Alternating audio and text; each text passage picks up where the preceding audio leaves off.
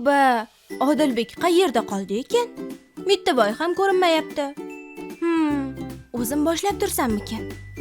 Do'stlar, bugun Shoshmay tur, Adolatxon, biz yetib keldik. nihoyat. Qayerda qolib ketdilaring, Odilbek? Qo'shni bolalar bilan bir masalani hal qilib oldik. Shunga sal ushlanib qoldim. Uzr so'rayman. Mayli, uzuringni qabul qildim. Qanday masala ekan? Qo'shni yigitlar ozgina tortishib qolishdi. Birini tepgan koptoga ikkinchisini burniga tegibdi. Hamma bolalar guv yig'ilib, kim aybdorligini muhokama qilib ketishdi. Bir payt qarasam, janjal bo'ladiganday. Tezda ularning orasiga tushib, yarashtirishga harakat qildim. Voy bu, axir ular qo'shnilar-ku, begonalar emas. Bir-birini kechirib qo'ysa ham bo'laverardi. Ha, nimasini aytasan? Ularga qo'shnilar ahil bo'lish kerakligini tushuntirdim. Axir baribir yana birga o'ynaymiz-ku. Mayli, qo'yaver. Hozir qanday mavzuni o'rganishimiz kerak edi? Daftar, kitoblaringizni oching. Bolalar, bugun tashqi siyosat nima ekanligini o'rganamiz. Do'stlarim, bugungi voqea aynan shu mavzuyimizga to'g'ri kelar ekan. Tashqi siyosat bu davlatimiz boshqa davlatlar bilan qanday munosabatda bo'lishini bildiradi.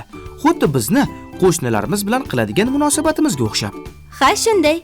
Biz davlatni o'z uyimiz kabi tasavvur qilamiz. Uyimizda tinch yashashni, qo'shnilarimiz bilan ahil bo'lishni istaymiz-ku, to'g'rimi? Davlat ham boshqa davlatlar bilan yaxshi munosabatda bo'lishni belgilaydi. Konstitutsiyamizda yozilishicha, bizning davlat boshqa davlatlarni mustaqilligini hurmat qiladi. Hech kimga kuch ishlatmaydi va tahdid qilmaydi. Chegaralarni buzilmasligiga agar qandaydir kelishmovchiliklar bo'lsa, uni tinch yo'l bilan hal qilishga harakat qiladi. Xuddi bugun Odilbek janjal qilmoqchi bo'lgan qo'shni bolalarni tinchlantirgandek. Ha, yana boshqa davlatlarning ichki ishlariga aralashmaydi. Masalan, bizni uydagi masalalarga qanday bozorlik qilishimiz, qanaqa mebel o'rnatishimiz, kimlarni mehmonga chaqirishimiz kabilarga qo'shnilarimiz aralashmaydi. Ammo mahallamizdagi keksalarga yordam berish masalasi yoki qaysidir qo'shnilar o'rtasida kelishmovchilik bo'lsa, unda hamma qo'shnilar muammoni hal qilishga harakat qiladi. Sizlarda ham shunday-ku, to'g'rimi do'stlarim? Demak, tashqi siyosat davlatlar o'rtasida do'stlik o'rnatish uchun kerak ekan. Albatta, davlatimiz tashqi siyosatda yana qanday xalqaro qoidalar bo'lsa, ularga ham amal qiladi. Odilbek, mana bu muhtasham binoda kimlar ishlaydi? Mittavoy bilan sayrga chiqqanimizda uzoqdan shu binoga qarab havas qilib o'tiramiz. To'g'rimi, Mittavoy? Bu yer Tashqi ishlar vazirligi. Tashqi siyosatimizga mas'ul bo'lganlar shu binoda ishlashadi. Balki katta bo'lganingda shu yerda ishlarsan. Bu haqida ham o'ylab ko'rdingmi? O'yladim. Mittavoy bilan rosa orzular qildik. Men rasmiy kiyimda zinadan ko'tarilyapman. Qara. Mittavoy, faqat sen tashqarida turib turasan, xo'pmi? To'xtang, xonim. Elchilik faqat kostyum kiyib yurish degani emas. Elchilik. Bu yerda ishlamoqchi bo'lsang, elchi bo'lishni orzu qilayotgandirsan-da, albatta. Elchilar boshqa davlatlarga muhim vazifalar bilan yuboriladi. Ya'ni davlatlar o'rtasidagi masalalarni hal qilish uchun biror davlatga borib, O'zbekistonning vakili sifatida yashab, ishlashing, u yerdagi elchixonamizga rahbarlik qilishing mumkin. Elchi bo'lishni juda ham xohlayapman. Buning uchun nima qilish kerak? Juda ham zo'r o'qish kerak. To'g'rimi, Mittavoy?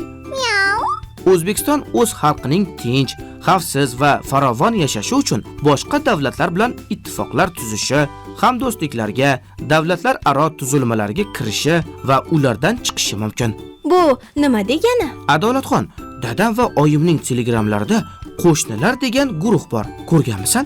Yo'q, ko'rmaganman. Axir ularning telefonlariga tegmayman-ku. Bunga ruxsat berishmaydi. Men esa mahallamizdagi keksa buvaga yordam kerak bo'lganda, uyini manzilini shu guruhdan ko'rgandim. Dadam rulda bo'lganlar uchun menga guruhga kirishimni aytgandilar. Esladim. O'sha kuni dadam bilan u kishiga dori-darmonlar olib borib, doktorga qaratib, kech qolib kelgandinglar uyga. Ha, aytmoqchimanki, qo'shnilar o'rtasida shunaqa guruhlaring bo'lgani yaxshi. Bir-birlarini holidan xabar olib turishadi.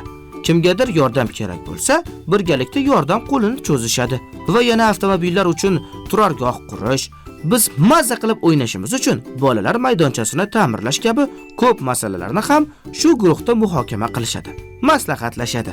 Bu foydali guruh ekan unda. Davlat ham xuddi shunday foydali guruhlarga qo'shiladi. Boshqa davlatlar bilan hamkorlik qiladi. Agar guruh foydali bo'lmasa-chi?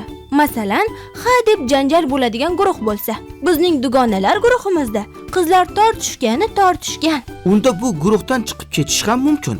Nima bo'lganda ham O'zbekistonning tashqi siyosati do'stlik, tinchlik va xavfsizlikka asoslanadi. Tushunarli. Dugonamizga bir hafta muddat beraman. Agar o'zlarini yaxshi tutishmasa, unda men ham guruhdan chiqib ketarman balki. Foydali ma'lumotlarni oldingiz deb o'ylayman do'stlar. Adolatxon, mushukchamiz zerikib qolmadimi-kin? Miyovlagisi ham kelmayapti.